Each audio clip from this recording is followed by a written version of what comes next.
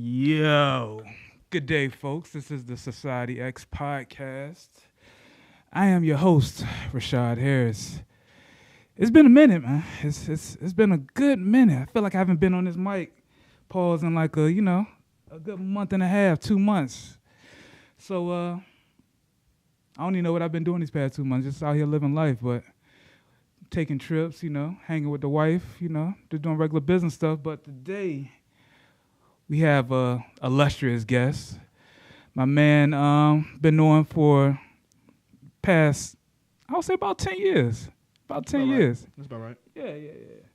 So we got the man, the myth, the legend. Right.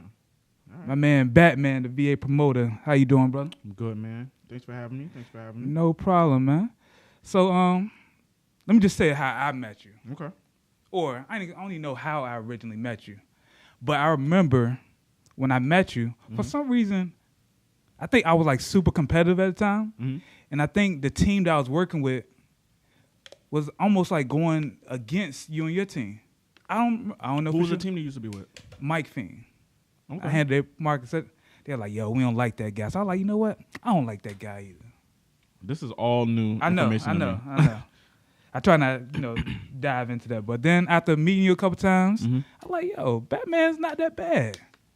And then after a while, I was like, yo, Batman's a pretty cool dude. I don't know what I did to anybody. I don't know. I really couldn't tell you.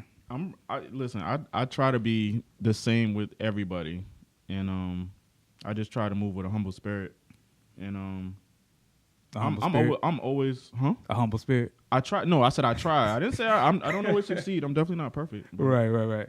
But nah, like after a while, like after a couple of years, I was like, yo, Batman's my guy. He always hit me up, like even back when like albums were still popping. If I needed an album from a Def Jam artist, he's like, yo, I got you. Slide me the joint, or whatever. Hit me up with invites to different events. Absolutely. So for everybody that don't know you, what do you do? So I have a few jobs now. Right now I am the Def Jam Records marketing promotions rep for the 757 area. It was the whole state, but now my guy up in Richmond, Ant, he is the marketing promotions rep up there, because I didn't want to take that hour-and-a-half drive every week.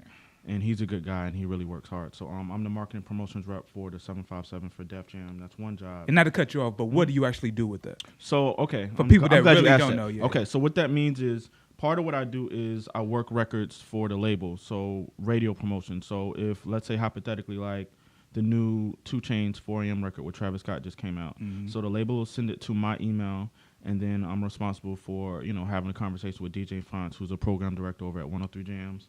And talking to him about the record, seeing how he feels about it. And I normally have individual conversations with Rick G's, Jack of Spade, sometimes DJ B, and everybody over at the station, and then DJ DC obviously, and then just try to garner spins on whatever record that the label needs. So part of it is radio promotion, the other part is club promotion, and that would be basically the same thing, running up in clubs, talking to my club DJ guys, and trying to garner spins in the club. And then part of it is social media, so that would be posting the artwork, posting for the single, the artwork for the project, video teasers online, all that kind of stuff. Just letting people become aware of the single, or sometimes it's a brand new artist, so helping to introduce the artist to the market. And sometimes artists come in town, I have to do an itinerary with them, so we'll set up listening sessions.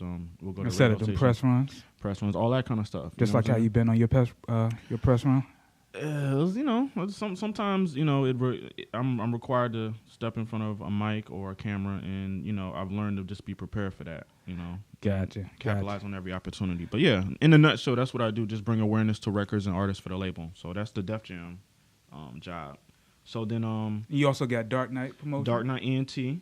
So that's my music marketing and promotion company. We're in year 13 now, so I'm super happy about that. And what we do on that side is almost the same thing as Def Jam, except I have obviously a lot more autonomy. It's my company, my staff, my vision. So a lot of that is working with indie artists, helping them to really develop their brand, helping them to create marketing strategies for the rollout of their projects, connecting dots for them, facilitating different situations and all that kind of stuff. And then major artists, sometimes, major artists that aren't on Def Jam are just part of different labels or different situations, and they need somebody to set up a club run or to work their records or their projects.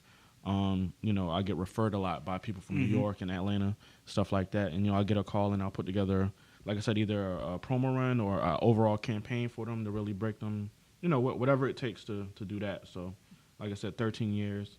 We had the pleasure of working with Wiz Khalifa since Deal or No Deal. So that was dope. You was also with Travis Porter for a little bit. Travis Porter. When they were popping. Yeah, we helped introduce Travis Porter to Virginia, as well as helped introduce K. Michelle and 2 Chainz and Verse Simmons and Rock City and Corey Guns, and we did some G Unit stuff and Source Magazine, XXL, Ozone Magazine. Like, we've done, we've got a lot of... You moving out here a little bit. I mean, that's really all old stuff, but, so normally when somebody asks me that question as far as clientele, I usually just shoot that off because that's the stuff not only I'm most proud of, but, the biggest names. So people want to hear names. And I don't really care. If it was up to me, I'd name everybody. Right. But, we know people want to hear those big names. So just to let them know, like, we not really be played with. Like, we know what we doing over here. You know what I'm saying? All right, cool. So I don't know. One more. Oh, go ahead. So yeah, my newest position is I'm the leadership coordinator for the entire state of Virginia for the Hip Hop Caucus, which is a nonprofit social justice organization. And so in that role, the Hip Hop Caucus is all about just being on the right side of history. So whether that means defending against police brutality, or making people aware of that we need to diversify from fossil fuels, or making sure that there's economic empowerment, for the minority community, or that minority business owners, have a say. Like, I'm sure you guys saw, like, a few months ago, we were integral in helping with the disparity march and the disparity study. So that was us, along with Bruce Smith and my guy Landon Schroeder and Charlie Rasputin. They should be over at Work Release. And a lot of people came together to put together that disparity study march to really get the mayor to fund the study that shows the percentage of minority-owned business owners and women business owners that get these contracts that the city kind of allocates. And is a really low percent. I think it was like 6%, like the last time they did one. So, like, it's supposed to be like 10. Gotcha. And, so, just that kind of stuff. So, we're actually gearing up to form the committee, and we're gearing up to start the Respect My Vote campaign. So, okay, so you're a social justice warrior now as well. Yeah, that's the new lane. I'm not going to say, I'm really new to it. I'm playing catch up. So, I always say shout out to Abyss and Kim Wimbush and Jafari, who's president of Black Lives Matter 757, and Emily Hopely, and all of those people over there that have been doing it, and I've been watching from afar. But now that I'm in this role, I just want to contribute any way I can. All right, so, cool. Yeah, So I know you probably checked out an episode of this before. So you probably know how this segment about to go. Hey, man, go for it. All right, so on the segment we like to call, "Oh Shit, I'm Fucking." How did you lose your virginity? Or what's the story behind it? Oh man. How did I lose my virginity? All right, so this is bad. It's real bad. So it can't be that bad. People have had some horrible stories. No, it's not. No, it's not bad. It's just I'm sure people won't get a chuckle out of it, but it's real life, so I'm cool with it. I'm super secure in my shit. So I had a friend. We were in high school. And we used to, I was in JROTC, me and this guy. We were from the same neighborhood, and this is, I graduated from Bethel, but this is a story from when I was at Kickerton. Right. So we stayed after school for practice, and then he was messing with some girls or whatever, and we ended up like walking because we were gonna have to walk home because we missed the activity bus. And so anybody that how far is the walk? Anybody that knows Hampton, Kickerton is like over there in the Fox Hill area, and we were from Rip Rap Road, which is like that's a walk. Anybody that knows Hampton knows that's about walking maybe an hour and a half, 2 hours from where we were at. Like, but these girls lived in the Fox Hill area, so we walked from the school with these girls to their crib or whatever. So we in there, just chilling out on the couch. And then my guy is like real mischievous or whatever. So he already, had the girl that he was going to whatever. So I guess he got in the other girl's ear and had was to play like, wingman. No, well, I thought I was playing wingman. But what happened was he got in the other girl's ear and was like, yo, like, I bet you can't, get him to whatever with you. Which is weird to say. I mean, I don't know if he was really looking out for me or he was just having fun with it. Right. So I don't know. I still don't know what his actual motivation was. But anyway, so me and this girl end up in the bathroom. I'm thinking I'm doing something, not knowing they had this previous conversation. So we about to do whatever, and I'm like, all right, I'm about to do this. Like I didn't let on that I was a virgin at that point. And so that's like, how most guys are. Yeah. So I'm like, all right, we about to get it popping. So we begin to do it, and then like 2 minutes into it, the door opened, and then he laughing like like I'm like we doing something here. Yeah, you know what I'm saying? Like I don't even. But then later on it came out like whatever. So like. I don't know if I necessarily count that as when I mean, technically I did, I guess. Yeah. You know what I'm saying? But I'm saying 2 minutes in, and it then was intercourse. It was technically intercourse, but whatever. It's weird. It's weird. But that's technically how I lost it. So. All right, bet. That story wasn't even that bad. It wasn't that bad? Okay. Nah. Yeah, I heard. So, yeah. Yeah, okay. People have had some crazy situations on this podcast. So it was bad for me because, I'm really big on controlling my destiny and being in control. I felt really? cheated. Because it's like, on one hand, it's like it was all the way set up. Yeah. You know what I'm saying? It was all the way set up. So, and I'm thinking I'm doing something. I'm like, oh, shit. But your boy set it up. He set it up. He might be the ultimate MVP, man. He set you up for greatness on that one. But he didn't. Because, how you going to set me up for greatness in 2 minutes and you walk in? You wasn't even trying to let me finish, bro? Like, you feel what I'm saying? So that's how true. I know it had to have been for his personal amusement, because you ain't even let me finish, bro. Like I was, I'm in the middle of something, and I ain't never been in this. You never been in the middle of something. Hey man, you live and you learn, bro. That's my motto of life, man. Yeah, man. So so you from Hampton? I'm from Hampton. Yep. All right, cool. So how did you end up like growing up? Like your parents around? Like what type of kid were you? Well, like I said, I'm from Rip Rap Road, so just. In the neighborhood, just it was a lot of bad stuff. It was a decent neighborhood, but it was a Rip Rap Road for anybody that knows. It's a lot of trouble around there. You're not too. Gonna put that on silent, brother? Huh? You ain't gonna put that on silent? What you mean? Oh, my bad. Oh, my bad. Yeah, you're right. But it was a lot of trouble. Niggas just being disrespectful to the pod. Nah, never that, bro. Never that. That's why we gonna fix this right now. Really, I'm just gonna turn it off. How about I just do that? I ain't gonna listen. We're gonna be all the way respectful to this situation right here. I deeply appreciate that. Of course, man. It's all good. But so I was really big on skateboarding. In my neighborhood. To say I was in the middle of the hood, I didn't really care. Skateboarding, biked. You know what I'm saying? I had a lot of friends and stuff. And I'm, the thing with us even living in Rip Rap was, I'm a military kid. So my dad was in the Marines, my mom was in the Navy. Weren't you in the military too? I was in the military too. But my dad actually got stationed here first, and we were in New Orleans, and he found our house, bought the house, and then moved us there. And then like 2 weeks later, we realized it was in the middle of the hood. But we had already bought the house, so what we gonna do? Yeah. You know what I'm saying? So like, so you just gotta hold that. Like, yeah, you just kind of had to hold that. But like, I don't regret that that situation. I guess an opportunity for nothing, because it definitely made me, it gave me a better perspective on life. I think, you know what I'm saying? Some of my best experiences were, growing up, in that area and making the friends that I made. And so, I was with it, and I'm glad I don't have just one perspective of growing up. I have several. I used to walk over to Shell Road. I used to walk over to Lincoln Park. And again, anybody that knows Hampton, Virginia, these aren't some of the best areas to just be walking around in. True. But if you're from one of those areas, you kind of know. I mean, it's not even about being good or not. It's just, you need to have those kind of perspectives growing up. I'm so glad and thankful that I was able to have them, and just glad that I was safe, you know what I'm saying, going through all of the stuff that, that happened or whatever. But, I was a cool kid. I just didn't do my homework, man. So you was fucking up in school? Yeah, I never had good grades. Like, I was always the one where, if it was an oral conversation in class, asking questions or whatever, I would always get the questions right and all of that kind of stuff. But when it came to doing homework, I just wasn't interested. I wasn't interested in doing the homework, bro. So since you're like into the music industry right now, like what type of music were you into? Like, growing back up. Then? Yeah. Yo, deadass. I was really I was doing everything I could to be like R&B-ish. Really? Yeah. I mean, I was all about you like. were singing? I could sing. I guess I'm retired or whatever now. But yeah, I mean, you did have a mixtape too, so. Well, I didn't really sing on that, but yeah.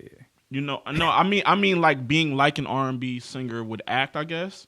Because I'm like, the R&B singers got the chicks. So you was real zesty. Yeah. I definitely wasn't. I was never zesty, my G. Never, ever in life was I zesty.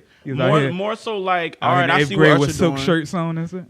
Didn't do that. I definitely tried to do my best. Let me wear a button up. Yeah, see, yeah. You know what I'm saying? You know, try to have a clean cut. I mean, I almost always had this kind of haircut or whatever. But, you know, just trying to be smooth, trying to be whatever. I guess I thought the ladies was looking for at that age. What R&B artists were popping at that time? That's what I'm saying. Usher, Tyrese, you know what I'm saying? A couple of those guys. So like 97, 98? Yeah, man. You know, just trying to be, I guess. They want to be genuine. Nah. If anything, maybe dance a little bit like genuine, but I never really danced publicly like that anyway. But I never really wanted the baby hairs. I never wanted to get carried away with it. I just wanted to be. I feel like you know the whole pony routine, B. No, I definitely don't. Now, Usher, you make me want. I still know part of that by heart. I ain't even gonna lie. For real. But I was more so like trying to be like, where these ladies at? Like, just be smooth with it. Yeah, I was just trying to be smooth, bro. I was just trying to figure out what my personality was gonna be, and just kind of picking and choosing, right? Taking cues from different people or whatever. I mean, I think that's around the time where you really like that middle school years is the time when you really trying to figure out exactly who you gonna be. Who you gonna be? So Boys and Men was popping, right? You know what I'm saying? All that kind of stuff. That this is when Aaliyah, you know what I'm saying, kind of popped up on the scene, and Missy and all of them, and. You know, SWV and all of that. And, you know, I remember the nights going to Plaza Roller Rink or, you know what I'm saying, the school dance and, you know, all of that kind of stuff. So, you know, I was just out here trying to be like, what these ladies looking for? What these? Right. You know, just trying to figure it out like everybody else, man. All right, cool. So, like, what was, like, your first album that you ended up buying? The first album I ended up buying, I really honestly couldn't tell you the first one I ended up buying. What was your favorite joint at that time, then? We're talking about just middle school, high school? Yeah. I don't know. Maybe Super Duper Fly? Maybe. I'm trying to think. I would probably say Usher. My Way. My Way? Yeah, probably Usher My Way. If I had to just, I mean, like I said, I was really big on that, you know. And, you know, my dad kind of raised us on KRS-One and, you know, Boogie Down Productions and, you know. You the only child or? Huh? You the only child or? Nah, it was me and my baby sister. You know, but then, you know, my mom on the other side, she was really, you know, big on, you know, Midnight Train to Georgia and, you know, all that kind of stuff. So Motown joints. Mm-hmm. So, you know, it was a lot of Earth, Wind, and Fire in our household. Gotcha. You know what I'm saying? A lot of that. You know, very musically inclined parents. My dad was a DJ even when he was in the military for some odd reason. But he did that. Everybody on my mom's side of the family can sing. So, you know, it was a lot of music, a lot of art floating around, a lot of doing book reports on Black history figures on Saturdays in my household. So reading encyclopedia and learning, stuff like learning that. in music and athletics, you know, that, you know, just being an all around good person and, right. you know, of the world and all of that was really big in my household for sure. Okay. Mm-hmm. So we're gonna fast forward a little bit. Like, how did you end up getting involved into the I know you say you was in the military. Mm-hmm. So when did you make that transition and say, you know what, I want to start to have a career within the music? Yeah. So, all right. So long story short, so I my best friend Rashawn Jones, shout out to him. He's an actor in Atlanta right now. He used to work at this retail store, Legends. And so when I figured out I wanted to do music. Shout out to everybody who used to work at Legends. It's kind of popping on the low. Yeah, it's kind of like a little fraternity. Like everybody that used to work at Legends, we all, for the most part, we see each other, it's all love. Right. But yeah, he worked at Legends. So in my mind, is Legends still around? I believe so. Yeah, I think they're still in. I want to say they're still in the military, and maybe ain't nothing in military. Well, military circle mall for everybody. I mean, it's not that bad. I was just in there. There's still some stores. It's not like it used to be. For sure. That joint looks terrible. It's on the way out. Desolate.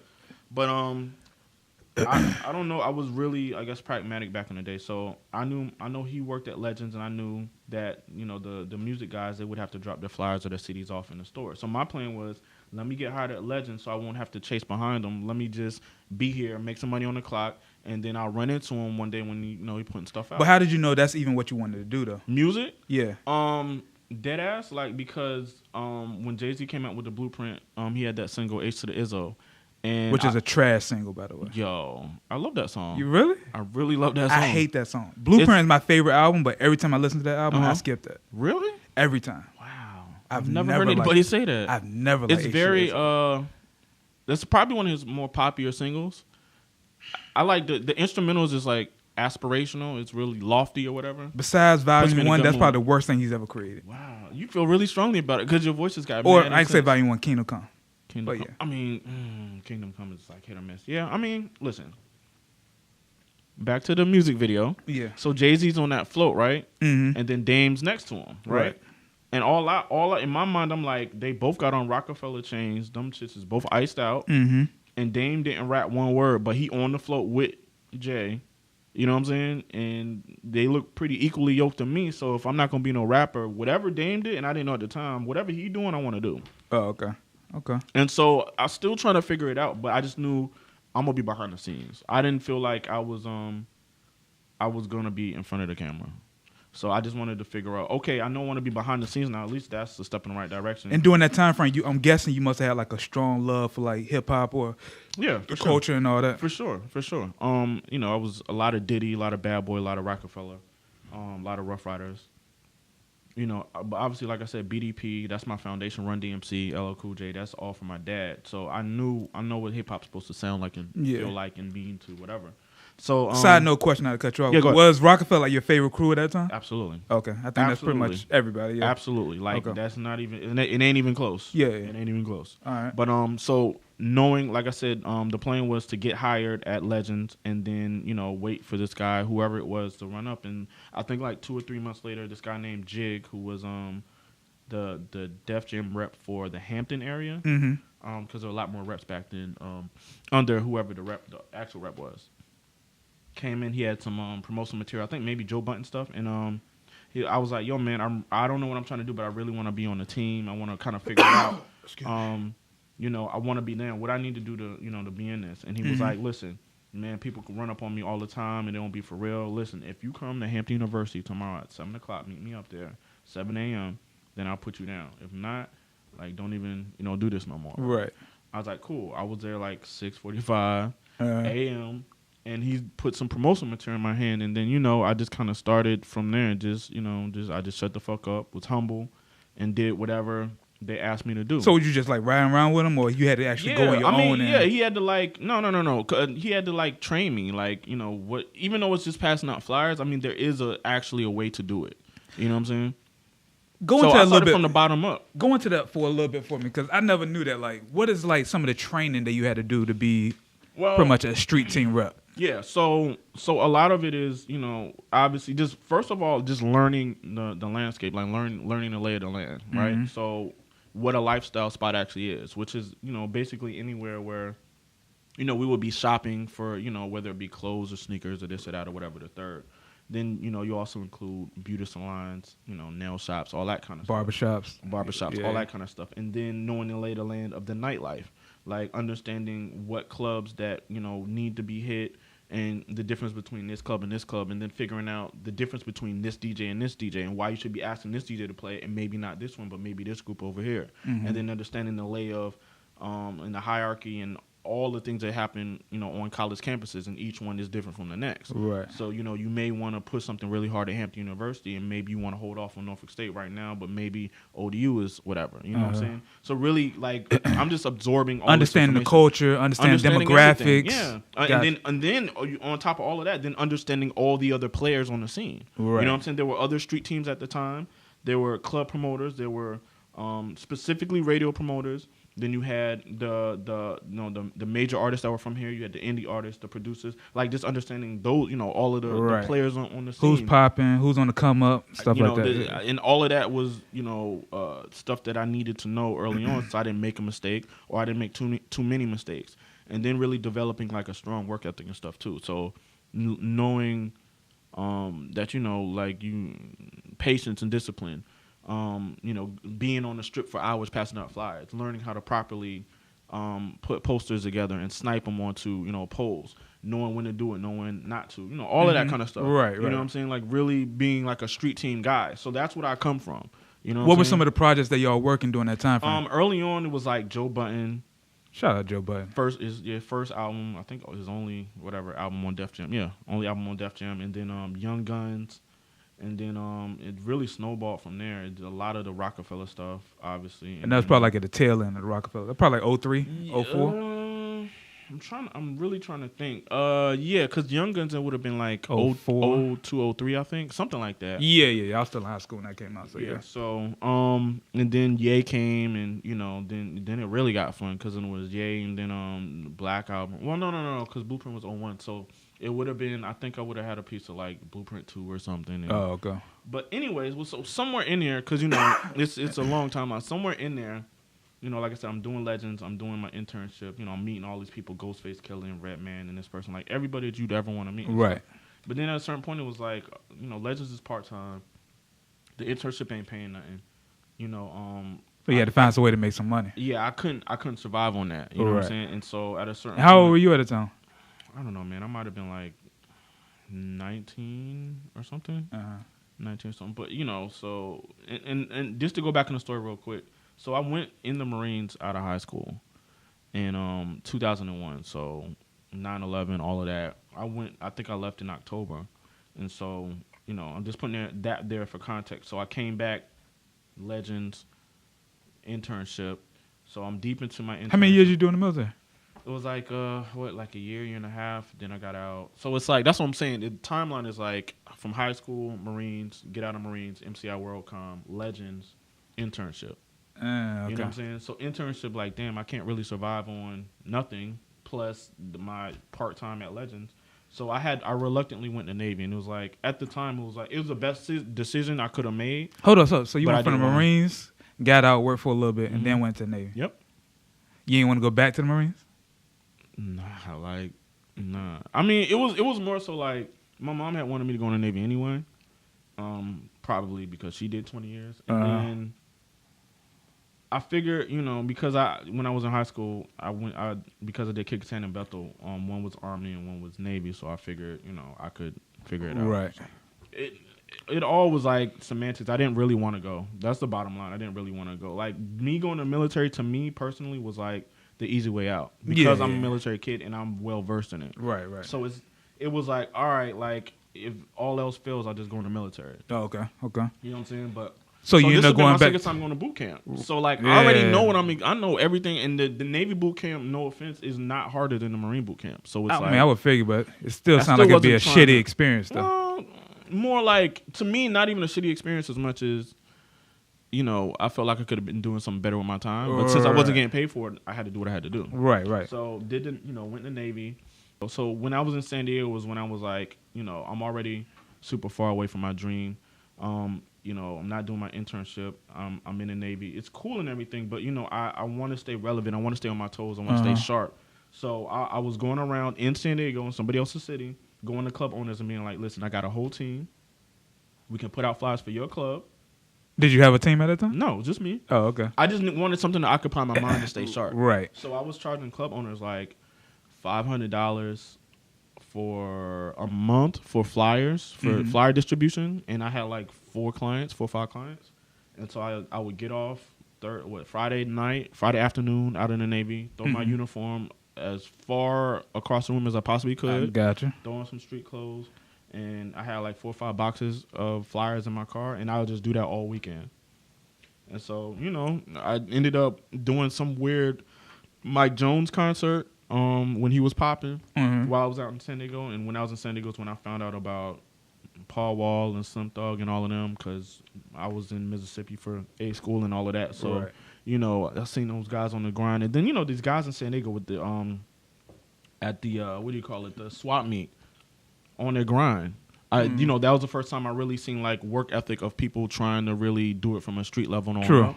And that was really inspirational because at that I had never seen it because at that point it just made me feel like, okay, this is real. It's different when you're in Virginia and you're really trying to get people to buy your CD and shit like that. But to see proof of concept right in front of you. It's something completely different. I'm talking about the swap meet is packed. Everybody's trying to get their CDs off, DVDs, whatever, and people are actually buying it, like, and looking for it, not even being harassed. Like, I mean, I'm talking about clockwork. Like, I'm seeing money exchange hands, product exchange hands. Was this probably at the height of like the mixtape era? This is like 03, 04. Like when 50 was dropping mixtapes. Yeah, but these were San Diego artists, is what I'm saying. Oh, okay. So it's like they out there, like they on the block, like getting it. You know what I'm saying? They got fans, they got customers just waiting to buy the new tape, the new mixtape, the new DVD, whatever of their stuff. And I'm like, wow, that's mad inspirational. Right. So that kept me sharp. It kept me on my toes.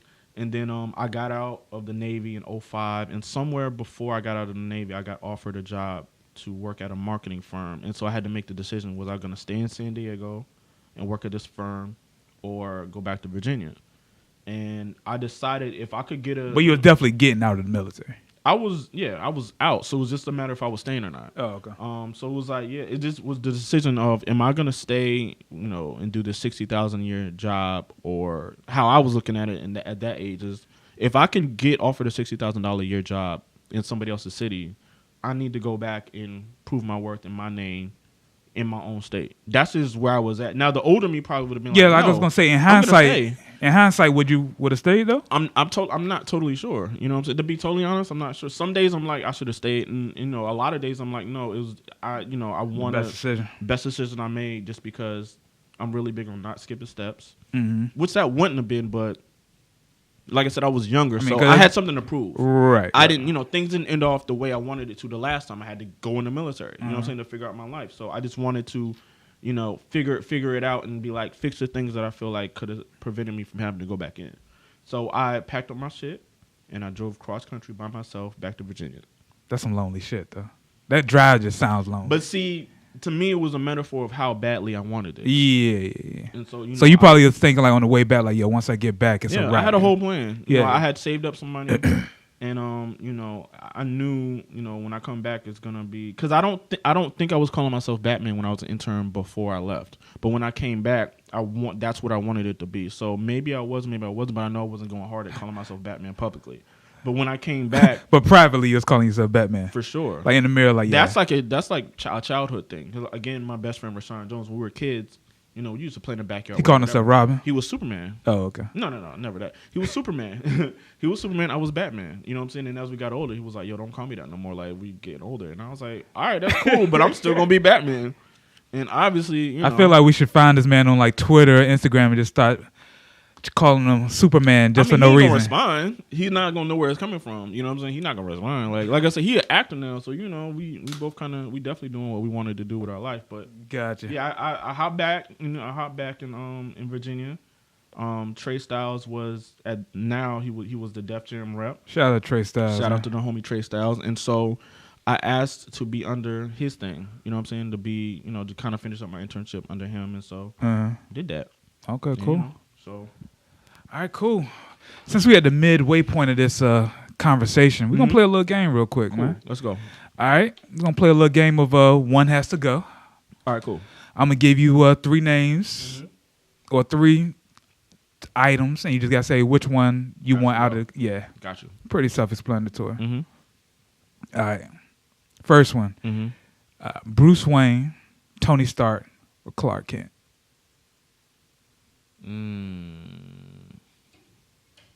We can get rid of Tony Stark. You don't rock with Iron Man? I mean, I do, but out of those 3, I think Clark Kent was pussy. I mean, and he's like the worst superhero ever. And I would say he has the most discipline out of any superhero ever. I mean, because he could just come through and just wreck shit, but destroy everything. Yeah. So the battle that you would have to have within yourself with that much power, you gotta respect that. I feel you. All right. I'll be thinking, man. Yeah, I see. Who's your favorite artist? What, rapper? Yeah. Jay-Z. Okay. Not even close. All right. So, all right. So, Volume 2. Okay. Magna Carta. American Gangster. His second tier of dope albums. I get rid of Volume 2 personally. Really? I mean, I'm different, man.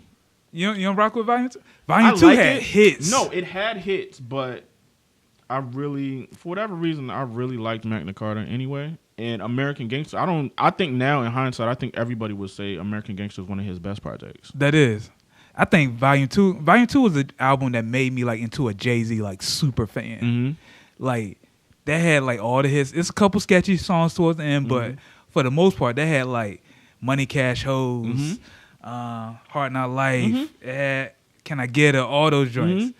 Like, I mean, and even with all of that, like that's what definitely turned the corner for me with Jay. But what made me a super fan was Blueprint.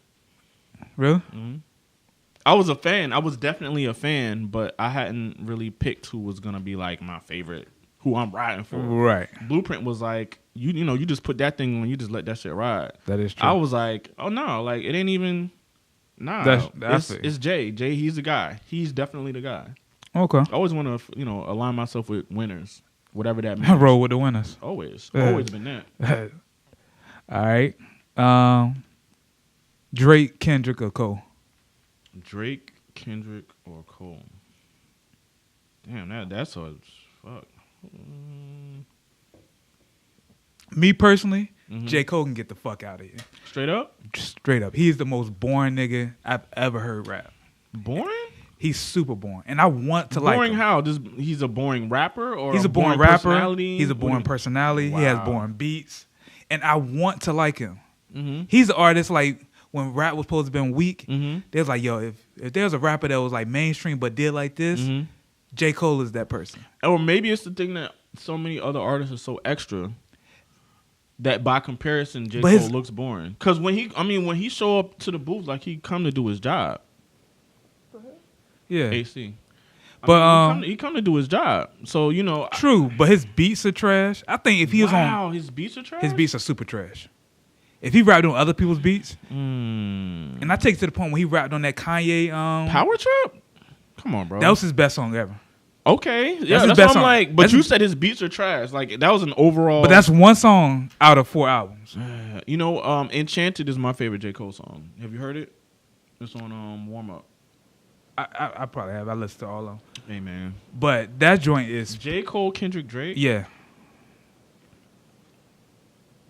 I mean, to be honest... You got to pick one of them. Damn, that's hard. Because it'd be between Kendrick and J. Cole, for sure. Drake is like... No, Drake has to say it, for sure. But it's a hard one because I probably had more moments with J. Cole's music. But Kendrick is definitely the more dynamic of the two. I guess we could get J. Cole out of here, but respectfully. You know what I'm saying? Respectfully. Like, can you leave the room, sir? Please. That's what I'm saying. I got, there's J. Cole records that, that really, it's really raining hard. Oh, that's the rain? Oh, yeah, it's going down, people. Yeah. But, no, J. Cole's really got records, and I'm really big on that. Like, I'm really big on a vibe. So, for me to get throughout my day, I'm that aligned with music. Okay. That it sets the tone for me. As soon as I wake up in the morning, I have to pick the song that's gonna, encourage me and motivate me to whatever. So what song you picked this morning? I'm really big on Big Sean. So I think I played Get My Shit Together was the first song I listened to, and then I played a couple of joints off I Decided. Then I listened to J. Cole, Enchanted, and then the new MGK LA Leakers freestyle. I listened to that because that shit is hard as fuck. Yeah. And I listened to some Diddy. And what I'm saying? Yeah, I listened to a couple DMX joints, a couple J joints, a couple Kanye joints. I mean, I need something to set my day off. Then I listen to Pusha, the King Push record. I always listen to that. So shout out to Push. Shout out to Push. King Push is a hard record, by the way. Yeah. It's a hard. You need to drop that next album. That's a hard. Probably one of the hardest intro. No, I would say top 3 hardest intro records solo artists ever put out. That's debatable, but he also go back and listen to it. Yeah. He also needs to drop that album, which he's supposed to been dropping 2 years ago. Yeah, that's another it's topic. coming. It's coming. I'll talk to him. It's coming. No, okay. All right. What else? So J. Cole, respectfully. Okay. Rick Ross, T.I., Jeezy. All the Southern legends of the last 10 years. Oh my God, Rick Ross, T.I., and Jeezy. Like, who are we getting out here right now? Right now. Damn. Me personally, I would have to say T.I.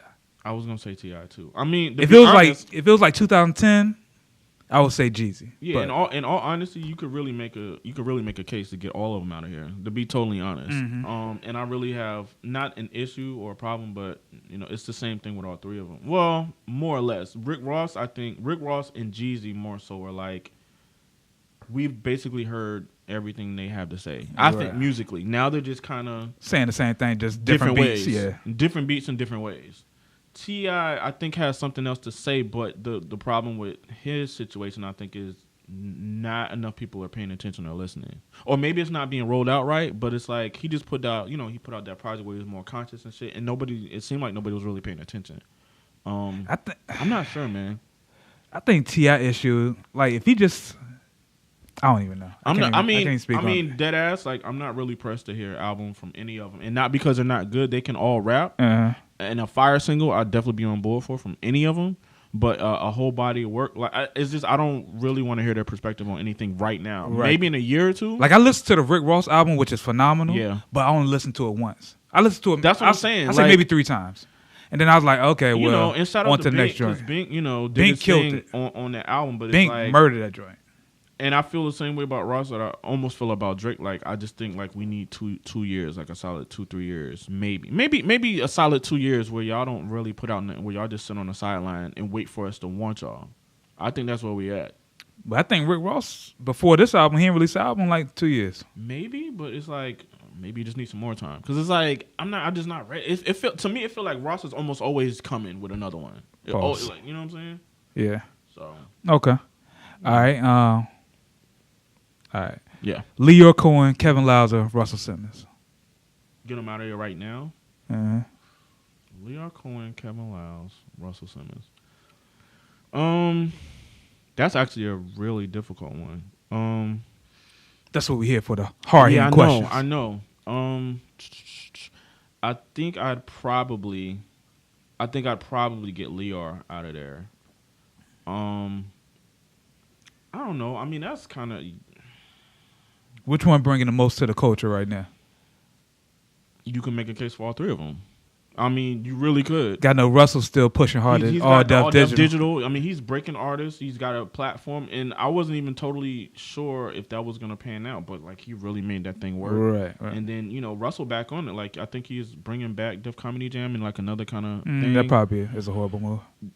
Well, my thing is he's out here super relevant. Yeah. That's I know Lyor is now over at YouTube, right? He's at YouTube. Yeah. So he was at 300, and I think he just left. He co-owned it, I believe he still has a stake in it. And now he's over at YouTube doing like their music something. He's in charge, head of music, I think, for YouTube.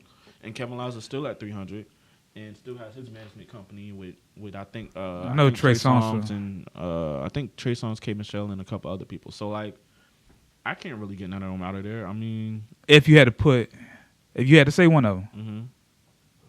Who would get the fuck out of here? Super respectfully, probably Russell. Okay. But I wouldn't want to. Reluctantly. Let me say that. Reluctantly. All right, last one. Okay. Migos, Uzi, or Ray Shrimmer? Migos, Uzi, or Ray Shrimmer? That's difficult just because of what they're bringing to the culture. Who could I live without? Uzi. Really? Personally. Because here's what I'm saying. Right now, it probably doesn't sound like anything like that statement, but I'm looking more so at like I see so much potential in what Ray Shrimmer I think is gonna become. For some reason, I see them fizzling out. Like, and we don't know. I'm just looking at what I think is gonna happen. Yeah. And what I see is they're good as a group. They obviously know how to make records, and Sway Lee knows how to really make hooks and create songs. And I don't even think he's even close to peaking. I don't think Ray Shrimmer as a group is close to peaking. Uzi is what it is. Like what he is right now is like you don't see him getting like already getting chased by fans right now. But you think he's at like his peak right now? I'm not sure, but like how long can that possibly last? Like it could only last depending on his output of music and how good it is and how much we care. I feel like he's gonna have like a strong 5-year career though. Maybe, but that's what I'm saying. If we saying those 3, then I'm thinking Ray Shrimmer has more to grow. You know what I'm saying? Versus Uzi. Like I think what we seeing right now from Uzi is just what we gonna get. Gotcha. Straight up. All right, cool. All right, so back into your story. So, what are your thoughts on? I really want to hear your thoughts on this. 'Cause I know a couple years ago we did a documentary on how to make it into the music industry, which was a pretty dope project, if I say so. Absolutely. Yeah. Great job, guy. Yeah, it was awesome. Yeah. Make sure y'all check that out on Vimeo. Make sure you check that out. Google it somewhere. It's somewhere. It's still online somewhere. But what are your thoughts on the music industry right now? I think this is the best time to be in the music industry or to try to get into the music industry, given that you're going to do everything that it takes to do whatever it is you're trying to do. Okay. So how can artists really break through? Like, what are your thoughts or tips on it? I'm always going to say, it's so easy to be an artist. Like, you just kind of wake up one morning and you just can be an artist. You know what I'm saying? And that's good and bad because it's like you're not being vetted. It's There's like no easy application access. process. Yeah. But at the same time, Everybody's doing it, though. Because everybody's doing it, now you got to figure out a way to stand out from everybody else. And I think that's the problem a lot of people have because, I think everybody's kind of still, not everybody, but I think people are still moving off of the thing of, like, it's the 90s where if I'm just talented, that's going to be enough. And it's not enough just because of the volume of people trying to get on right now. So, like, everything that you're trying to do has to be how can I stand out or how can I tell my story in a way that, it translates to the public and they connect with it. Right. Just more engagement, man. And my thing is you always got to have a really good plan. You got to do your research and you got to have a team that is competent. Not just people, not just your homeboy.